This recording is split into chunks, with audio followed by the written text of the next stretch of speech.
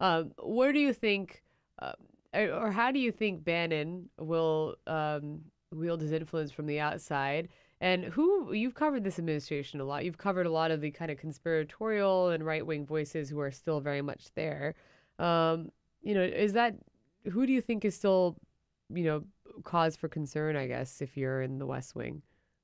Yeah, I mean, I think that, one of the things that I see two sides of this. I guess I would say. I think that one of the things we know Trump really disliked about Bannon is that he got a lot of credit for Trump's success.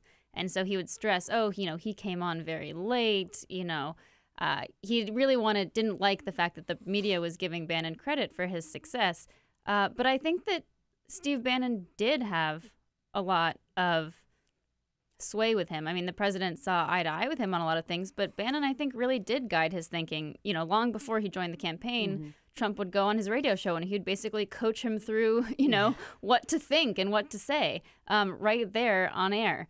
And so I think that I think that as much as the left despises Bannon and as much as he's, seems to be, on the side of white supremacists and neo-Nazis on some of these things, I think he was right about certain ways to mobilize certain, factions of the electorate and to demoralize others. And, I think he's savvy. And so I think, not having him around could potentially be a problem for Trump. On the other hand, whereas in the White House, Bannon could be sidelined and ignored on some issues, now he can't be ignored because he's outside agitating at Breitbart. And so I think that it's possible his influence will actually be bigger because Trump knows that he has this whole side of the base, who are listening or reading Breitbart and listening to Bannon, and he doesn't want to lose those people.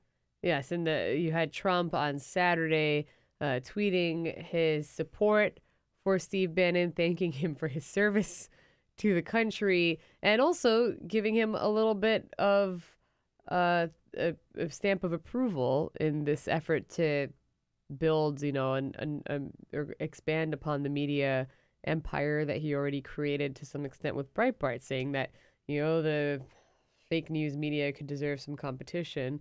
And when he initially left the White House, tweeting about crooked Hillary, when you talk about rehashing the hits, he went right back to the hits. Yeah, I mean, I think that Trump knows that as long as he first of all, credit where credit's due, but Trump seems to really believe all the things that he and Bannon have been talking about and pushing. So, it's not like he necessarily wants to change his policies. And I think he knows that keeping Bannon as an ally on the outside is potentially, a very powerful thing.